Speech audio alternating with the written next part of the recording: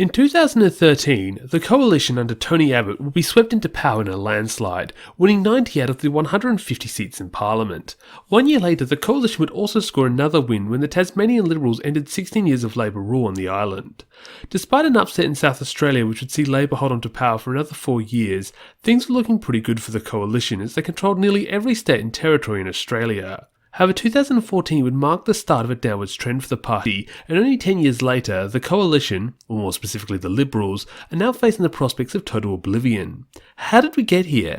How did the coalition go from nearly total control of Australia to now possibly being on the verge of collapse? Well, join me as we look over the last 10 years of Australian history, as we look at how one of Australia's most successful parties lost it all. Now, a reminder before we begin that this video is brought to you by my lovely patrons Thomas Johnson, James Rapp, Mike Ran, Cameron Strauss, Tom Smarty, ARW, Edward Pierre, Jezza, Willow, Noah Morgan, Darathinian, and newcomer Sloan. For as little as $3 a month, you can get your name shouted out at the start of every Sawmon video, as well as access to bonus behind the scenes content, link in the description below. I think a good place to begin our story has to be the 7th of September 2013. Buoyed on by a public wanting stability after 6 years of Labor leadership spills, the coalition under Tony Abbott will be swept to power, gaining 18 seats alongside a healthy two-party preferred of 53.5%. Despite gaining the top job, Abbott proved to be a pretty poor Prime Minister. As an opposition leader, Abbott's reactionary politics suited the role quite well, but now as the man who had to craft policy, Abbott showed that he had very little idea of how to implement the will of the people. Abbott would pursue a political agenda way further to the right than where Australia was, both by cutting multiple taxes and regulations, as well as cutting multiple social programs to account for the lost revenue. What made these policies worse was the fact that Abbott had not made it clear that this is what he had planned to do when getting into office. In fact, he had promised before the election not to make major cuts to education and health. Thus, it should be no surprise that Labor won its first news poll only 3 months after the 2013 election, and by 6 months was continually outpolling the coalition in every poll by every pollster. It was in this climate that the bloodbath began, first in South Australia where Weatherall's 12-year-old Labor Party defied the polls to win a 4th term in power.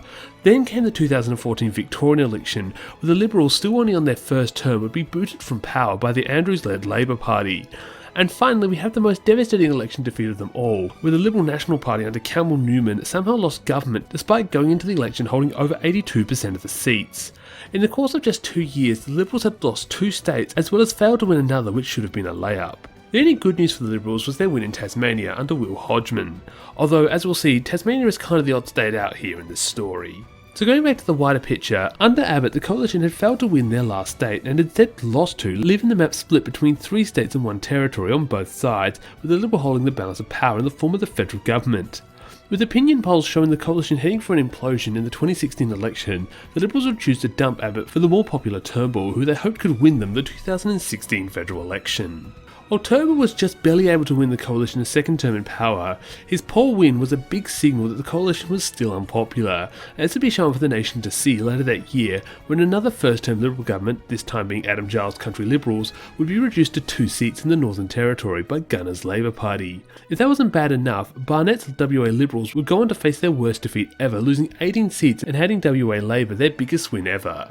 By 2018, it had all but appeared that Turnbull had failed to revitalise the Liberal brand, as they had lost every state bar New South Wales, which had somehow managed to defy the deadly swings seen in other states. Despite the poor state, the next 2 years actually were kinda good for the party. After failing in 2014, Stephen Marshall finally toppled Labor's hold on South Australia, and in Tasmania Will Hodgman pulled off another win. However, these wins weren't enough to save Turnbull's prime ministership, and he'd be deposed later that year and replaced by Scott Morrison. Morrison's first election that year would be the disastrous 2018 Victorian election, in which Labor would blow their small 2014 win into a giant landslide. However, Morrison would soon see the party's favours turn around when it won the 2019 New South Wales and then later the 2019 federal election against all the odds. In fact, the 2019 election was so devastating that some people actually thought this was the end of Labor's gains, and the coalition was on the verge of taking states back. However, a certain little virus would destroy all these hopes. COVID would be a giant boon both for the Northern Territory and Queensland Labor governments, who after initially being tipped to lose power would go on to win both their 2020 re-election campaigns. The following year of course would see Labor absolutely destroy the coalition in WA, winning an incredible 89% of the seats and making the Liberals lose their status as opposition. Following these wins, a narrative began to form that incumbent governments during the COVID pandemic could not lose. However, this narrative began to break down when the Tasmanian Liberals were unable to achieve the same swings seen in WA and Queensland, and the narrative was totally destroyed when the Liberals in South Australia lost to Labor, despite again only holding power for one term. It was off the back of that the Liberals finally lost their federal grip on power when Scott Morrison led the party into its worst defeat in modern history, with the coalition, for the first time since the 1984 seat expansion, winning less than 60 seats in Parliament. While this did temporarily lead to the narrative that post-COVID governments were unelectable, the re-election of Andrew's Labor government finally got the pundits to start admitting that Labor was killing it at elections, which would again be followed up this year with Chris Minns ending 12 years of coalition rule in New South Wales and finally bringing us back to a fully Labor-controlled mainland which had not been seen in 15 years. So now we're in the modern day in which Australia is now a sea of Labor red, with only Tasmania holding out for the right side of politics. But how did we get here? Well, I have a few reasons. The first and simple reason is just a fact of pot luck. States flip between both major parties and sometimes they all line up like the planets do every now and then. While I think this is partly true, I think there are some more factors at play than just pot luck.